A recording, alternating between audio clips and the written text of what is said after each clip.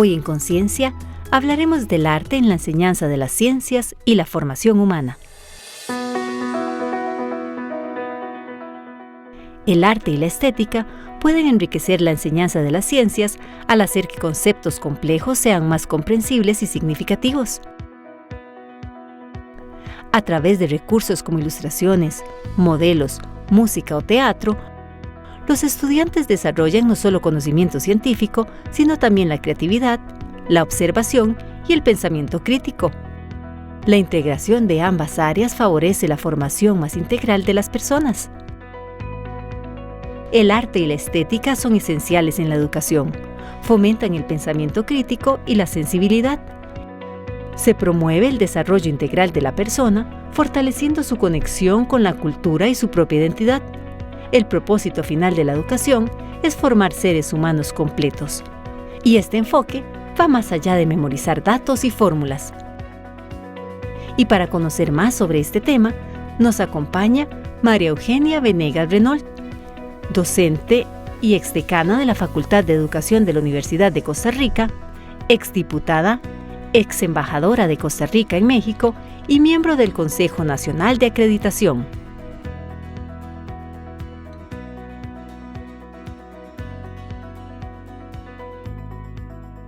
María Eugenia, bienvenida a Conciencia. Es un honor para nosotros tenerla el día de hoy y yo agradezco que usted se haya apartado su aún apretada agenda para atender esta invitación.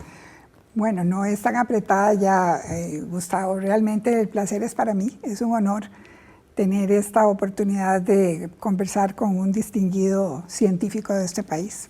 Muchísimas gracias. Y hablar de un tema extremadamente importante, el vínculo pedagógico, cultural y científico del arte y la estética en la enseñanza de las ciencias, pero sobre todo formación humana.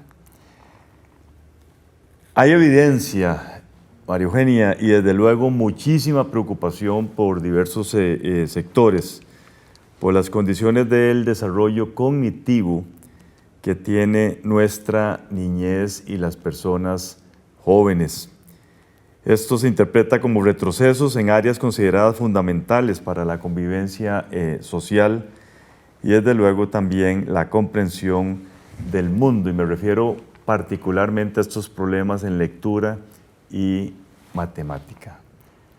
Coméntenos, usted como experta en la materia.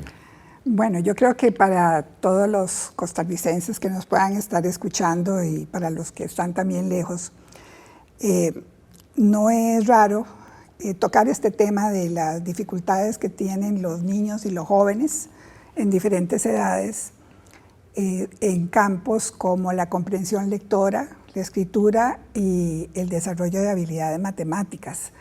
Las evidencias vienen por numerosas fuentes. Quizá la más cercana, la más conocida para nosotros acá, es la evidencia que nos proporciona el Informe de Estado de la Educación. En ese comité consultivo de este informe yo estoy desde el 2006 como una de las integrantes y entonces tengo cercanía con los problemas que hemos venido reportando a partir de las investigaciones que realizan diferentes personas, especialistas.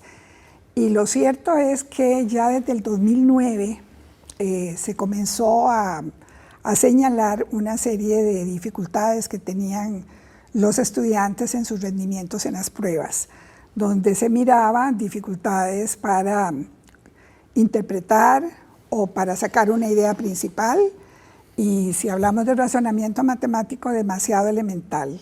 Y al hablar de elemental me estoy refiriendo a que no existen en las mentes de estos niños concepto de número, por ejemplo. A partir de ese momento, del 2009, la situación fue empeorando y los siguientes informes y los más recientes pues ya nos han hecho ver que la situación se agrava. El último informe del Estado de la Educación que se presentó el año pasado ya fue caótica la situación porque pudimos reportar a la ciudadanía una situación prácticamente incontrolable, que no sé yo realmente si vamos a tener oportunidad de poderla solventar. ¿Y por qué? Porque este problema no cae como cayó en otras circunstancias donde el desarrollo científico-tecnológico no invadía la vida cotidiana. Y al decir esto me estoy refiriendo al empleo de dispositivos inteligentes que nos permiten hacer consultas, obtener respuestas rápidas, tener a mano ya no el esfuerzo de ir a consultar y de pensar y de analizar situaciones, sino que por medio, por ejemplo, de la inteligencia artificial, los muchachos, y lamentablemente no todos lo pueden hacer porque hay brechas y hay desigualdad, pueden obtener información muy rápida, ¿verdad? Y entonces la necesidad de ir a consultar un libro, de leer, ya no es importante.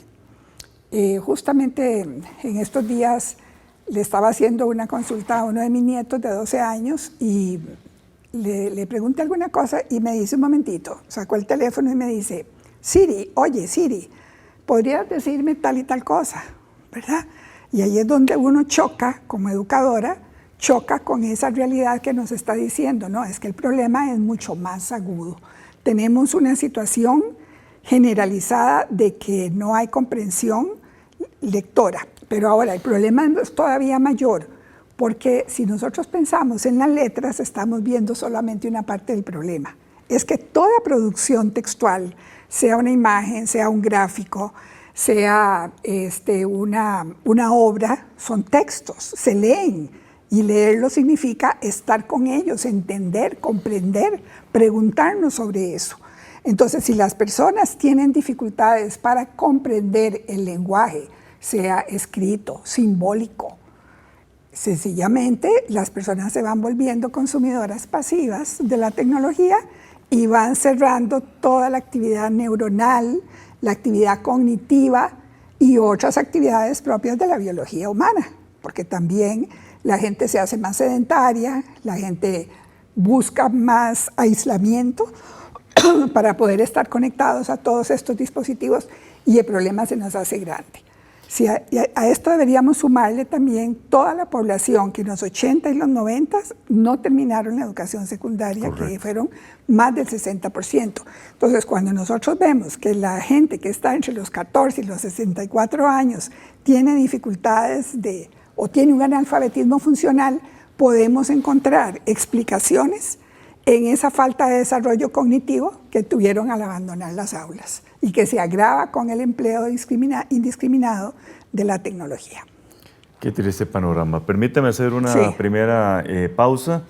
Estamos conversando en este programa con María Eugenia Venegas Renault, quien fue docente y decana en la Facultad de Educación de la Universidad de Costa Rica. Ella también fue exdiputada y exembajadora de Costa Rica en México. Y tal y como ella lo dijo, es miembro del Consejo Nacional de Acreditación. Ya regresamos con todas y todos ustedes.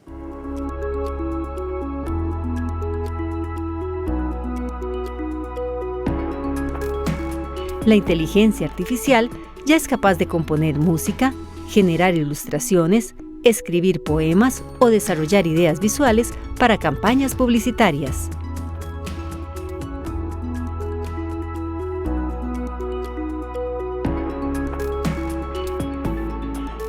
María Eugenia, ¿la inteligencia artificial viene a empeorar la triste realidad que usted nos estaba exponiendo en el segmento anterior?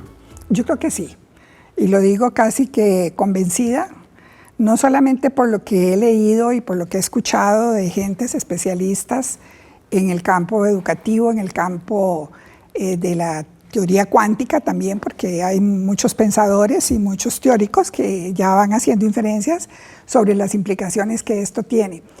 Es una discusión bastante nueva. Yo diría que estamos empezando realmente a preguntarnos cosas de este tipo y tengo un referente principalísimo que es el caso de Noruega. Noruega fue un país que implementó el desarrollo y el uso de la tecnología y de las plataformas digitales desde la escuela. Celulares, tablets, computadoras de todo tipo. Y en estos momentos tomó una decisión drástica. A partir de agosto de este año, queda totalmente prohibido el empleo de dispositivos de este tipo en la primaria, porque ellos se dieron cuenta de que los niños pues no tienen, digamos, juicio crítico, no tienen capacidad de autorregulación, no pueden discriminar qué es bueno y qué es malo. Y entonces consideraron que los resultados que estaban teniendo en las pruebas estaban demostrando que los chiquitos realmente no están desarrollando las competencias básicas que se requieren para estar y ser en el mundo y poder pasar a otras etapas. Entonces decidieron graduar esto conforme se avanza en el sistema educativo. Para el caso de la secundaria, van a permitir, pero bajo una orientación totalmente dirigida y con un fuerte componente de ética, para que los muchachos en esas edades en que están desarrollando ya su personalidad y comienzan a elaborar las primeras pautas de juicios de valor, puedan entender el uso correcto que puede tener la tecnología. Y en la universidad se va a permitir, pero también con una fuerte capacitación a los profesores y regulaciones. El problema que tenemos nosotros aquí en Costa Rica es que no tenemos regulación y no tenemos un código de ética para trabajar con la inteligencia artificial. Yo, Gustavo, no sé qué piensa la gente de la inteligencia artificial. Por ejemplo, gente de la tercera edad, ¿cómo la ve? ¿Cómo se la imagina? Una empleada doméstica. Hay diversos tipos de empleadas domésticas. ¿Cómo se imaginan eso de la IA? ¿Cómo se la imaginan los jóvenes de 19 años respecto a los que tienen 8? Es decir, todavía no tenemos nosotros un conocimiento sistematizado que nos pueda decir, vamos por aquí. Y las autoridades educativas, y también tengo que decir, lastimosamente, las autoridades de facultades de educación, de psicología, no están haciendo evidente esas implicaciones que tiene. Por ejemplo, en Noruega se dice, los chiquitos que se ponen a trabajar con inteligencia artificial no están valorando el esfuerzo que se requiere para leer, por ejemplo, pero tampoco desarrollan placer por enfrentarse a textos distintos. ¿Por qué? Porque la computadora les está diciendo absolutamente todo. Y los dos modelos que más usamos aquí, ChatGPT y Gemini, sencillamente se volvieron unos modelos que los estudiantes y cualquier persona está utilizando sin ninguna comprensión de para qué sirve. Entonces nos estamos haciendo consumidores pasivos, poco creativos o nada creativos, que somos incapaces de hacernos preguntas elementales y no forzamos la estructura cognitiva para buscar respuestas. Eso a nivel intelectual, pero a nivel físico tenemos todo otro tipo de problemas y a nivel de la convivencia social ni se diga. Claro. Yo le agradecería que se refiera al papel que tanto las artes como la estética podrían cumplir para mitigar todos estos problemas que usted bien ha descrito anteriormente. Sí, esos son dos áreas realmente apasionantes porque, bueno, la educación que nosotros hemos tenido a lo largo de la existencia de los procesos institucionalizados es una educación que no nos ha permitido explorar y explotar toda la capacidad creativa que como seres humanos tenemos, dada nuestra biología, dada nuestra condición cerebral y dada nuestra convivencia con los demás seres humanos. Entonces el arte como producto humano y la estética que está asociada al arte, que es esa búsqueda y justificación de la belleza, cuando caen tecnologías de este tipo, dejamos que sean las tecnologías las que nos resuelvan muchos problemas de expresión estética, ¿verdad? Yo recuerdo que cuando daba clases aquí, me gustaba que los estudiantes hicieran sus exámenes representando cosas, un periódico, por ejemplo, y yo les daba las preguntas y ellos tenían que hacer una serie de respuestas usando toda la estructura de un periódico. Entonces usted podía ver la apropiación y la creación y la innovación. Eso es un ejemplito pequeñito. Pero en estos momentos la tecnología, usted se mete a una aplicación y le dice, sáqueme el PowerPoint para tal presentación. Entonces, bueno, ahí no hay ni creatividad, ni esfuerzo mental, ni capacidad de la gente, no capacidad, ni habilidad de la gente para decir, voy a expresar mis sentimientos, mis percepciones, mis emociones. Entonces, aquí se abre un camino sustantivo que yo he dicho que este es el peor arrinconamiento que le hemos hecho desde la educación a la niñez y a la juventud, porque le estamos abortando una línea de producción natural, creativa, innovadora, para que estén sentados en una escuela con un edificio muy bonito o muy feo, en una silla, amarrados y condenados a hacer lo que la maestra dice o la que la tecnología les proporciona. Pero no hemos sacado el potencial del arte y la estética para que los niños, los maestros sobre todo, comprendan que no puede haber conocimiento si no se movilizan las fuerzas de la emoción y de la imaginación. Y eso ya lo planteaba Bachelard, y eso lo decía Freud, y lo dicen montones de investigadores, de que si usted no se emociona y no tiene capacidad de asombro, es muy difícil que usted pueda moverse a crear algo. Entonces, ¿cómo va a enseñarle usted a un muchacho la fotosíntesis si no lo pone frente a las plantas, no en la pizarra, ni en una lámina, en vivo, a ver aquella perfección, que se emocione, que la descubra con sentimientos, sin palabras? Ya vendrá el momento donde de la experiencia sensible nosotros podamos formar conocimiento, y eso lo explica bien la neurociencia.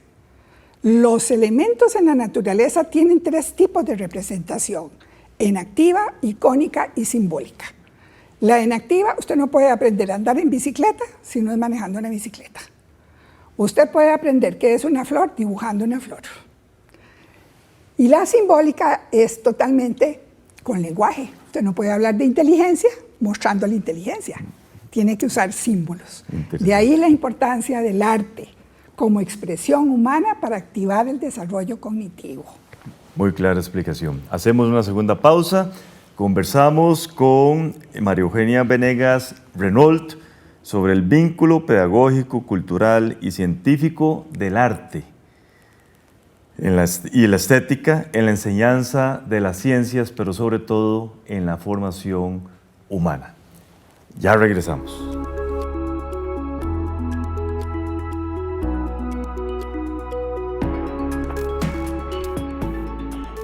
La estrategia educativa STEAM incorpora el arte como una de las 5 áreas fundamentales para la enseñanza de las ciencias y la innovación.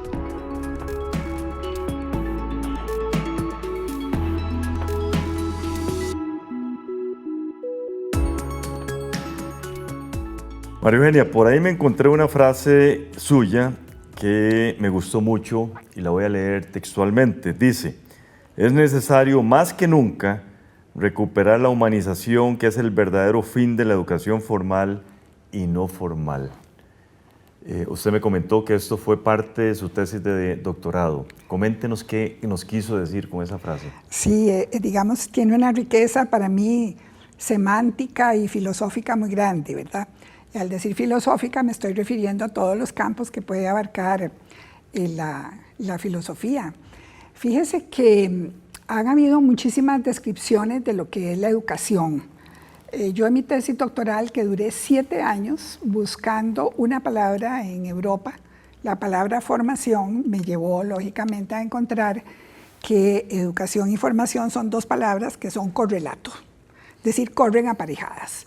Entonces, toda la evolución de la educación se ha visto como instrucción, por ejemplo, como ilustración, pero los desarrollos científicos han permitido mostrar que el ser humano no solamente es un ser biológico, espiritual, psicológico, sino que además es un ser inacabado. Es inacabado, siempre está incompleto. Es el famoso concepto de la Bildung alemana, ¿verdad? Concepto hegeliano. Entonces, resulta que la neurociencia, los aportes psicobiológicos y psicológicos nos han permitido mostrar, y la historia da cuenta de ello, de que el ser humano siempre está en proceso de irse completando. Pero se completa en una transacción con su medio social y físico. No basta únicamente tener relación con el medio ambiente, porque entonces podríamos decir que los perros o los pájaros educan, y que es una palabra mal empleada, sino que la natural transacción del ser humano con su medio social y físico es la que hace posible que el ser humano se desarrolle como humano. ¿Qué quiere decir eso? Que necesita de otros humanos. Entonces nos estamos haciendo humanos permanentemente. Los humanos de hoy son muy distintos a los humanos de hace 1000 años. Y vamos a ser muy distintos que los humanos que vienen más adelante. Usted como biólogo lo sabe muy bien. Entonces, sucede que esas dos ideas de educación como transacción, la transacción de alguna manera supone intercambio. Y ese intercambio es lenguaje. Ese intercambio es sentimientos, expresiones de todo tipo. El ambiente, que es el escenario donde ocurren esos procesos, es el ambiente que va a construir la cultura. Porque las transacciones que nosotros hacemos, palabras, lenguaje, formas de comer, formas de hablar, todo eso constituye ese escenario donde ocurre el proceso antropológico de hacernos seres humanos. Ahora, lo que no podemos confundir es que la educación es la que se da en las escuelas. Esos son servicios educativos. Son formas intencionadas que se diseñan y por lo tanto son éticas para que las personas aprendan una serie de cosas que a los políticos les interesa que conozcan. Por eso la política es fundamental, porque ahí van las intenciones para la gente. Pero la transacción humana ocurre en espacios que no son solamente los formales de una escuela, de una universidad, sino que el ecosistema donde nosotros nos desenvolvemos es muchísimo más rico. Entonces, cuando yo salgo a la calle y estoy viendo los cables de la electricidad, los anuncios, la suciedad o la limpieza o las aceras rotas o no rotas, todo eso es información con la que yo estoy transando. Y eso me está formando. Entonces, la educación no es solamente lo que se da en la escuela, y a mí me molesta mucho cuando hablamos de educación en ese sentido. No, la educación. De hecho, Gustavo, ya se tiene investigación de que el componente más fuerte formativo es el papel de la madre en la casa, más que la escuela. Porque la madre juega un papel esencialísimo en ese intercambio humano que realiza. Por eso una de las cosas en las que yo, si tuviera poder político, sería programas dirigidos a las madres de familia, porque ellas son, desde que comienzan la gestación, las personas que tienen una influencia antropológica fundamental con sus niños. Entonces, ese concepto tenemos que visualizarlo y decir, no es solamente la escuela la que falla, falla todo. Los medios de comunicación, las formas que se utilizan para difundir anuncios en las carreteras. Todo el sistema. Todo el sistema, toda la convivencia humana. Y tras de eso, los gobiernos cada vez más le quitan presupuesto a la educación, a la cultura. Sí, porque hay una tradición de que la matemática, los estudios sociales, el español y las ciencias son las materias académicas que valen y el resto son adornos, son entretenimientos. Por eso usted va a encontrar en Costa Rica que montonazos de niños están en escuelas donde no reciben ni deporte, ni reciben arte, ni reciben nada. Pero también se va a encontrar que en las facultades de educación de nuestras universidades públicas y privadas falta todavía mucho en relación con esa perspectiva de conocimiento biológico. Es que yo no puedo concebir que un educador no sepa cómo funciona el cerebro de un niño que es el que va a enseñar. Y la formación que se recibe, el modelo formativo, es un modelo totalmente simplista de la corporalidad, porque la corporalidad la han erradicado. Es más, yo siempre digo que los chiquitos cuando van a la escuela, lo que hace la escuela es contenerles su propia biología, porque el niño necesita moverse. Ah, no, pero lo sientan en una silla para que esté ahí escuchando 4 horas seguidas con recreitos de 5 minutos, y aquel niño con toda la energía de querer correr, saltar, de expresar sus sentimientos, no puede hacerlo, ¿verdad? Entonces, creo yo que lo primero, y yo responsabilizo fuertemente a las instituciones formadoras, aunque el ecosistema educativo se nos ha ampliado, es fundamental que aquí donde se forman todos los profesionales, tengamos una perspectiva de la educación como el factor antropológico necesario. Sea usted ingeniero, sea usted educador, sea usted comunicador, sea usted lo que sea, porque todos estamos educando. Sí. Nos quedaron algunos temas que atender, no nos alcanzó el tiempo, pero la comprometo a hacer un segundo programa más adelante. Con todo gusto, Gustavo. Le agradezco muchísimo. Muchas gracias. Gracias a ustedes. Continúen con la programación de Canal 15 UCR, no sin antes ver nuestra sección Conceptos. Hola, nos encontramos de nuevo en este segmento que hemos llamado Conceptos. Soy Catalina Lao y voy a definir lo que se dijo aquí. En el campo educativo, en el campo de la teoría cuántica también, porque hay muchos pensadores y muchos. La teoría cuántica, también conocida como mecánica cuántica, es un área de la física que estudia el comportamiento de la materia y la energía a nivel microscópico. Esta teoría ha permitido avances tecnológicos y ha abierto nuevos campos de investigación gracias a una computación más rápida, mayor seguridad y nuevos materiales con propiedades únicas. La investigadora usa este concepto cuando se refiere a las implicaciones que tiene la inteligencia artificial para el desarrollo de las capacidades de aprendizaje de las personas. Pero también, la persona invitada dijo esto. Y me dice un momentito, sacó el teléfono y me dice, Siri, oye Siri, ¿podrías decirme tal y tal cosa? Siri es el asistente virtual y de inteligencia artificial de Apple. Se utiliza mediante comandos de voz para realizar llamadas, enviar mensajes, buscar información, programar alarmas o controlar dispositivos inteligentes. La investigadora usa este concepto cuando nos habla de la manera en cómo los jóvenes buscan la información ahora, de una forma más rápida por medio de dispositivos electrónicos e inteligencia artificial, en vez de consultar y leer un libro. Esto fue Conceptos. Les invito a acompañarnos en otro programa de conciencia y así seguir definiendo más palabras. No olviden visitar nuestras páginas de Facebook y YouTube. Hasta la próxima.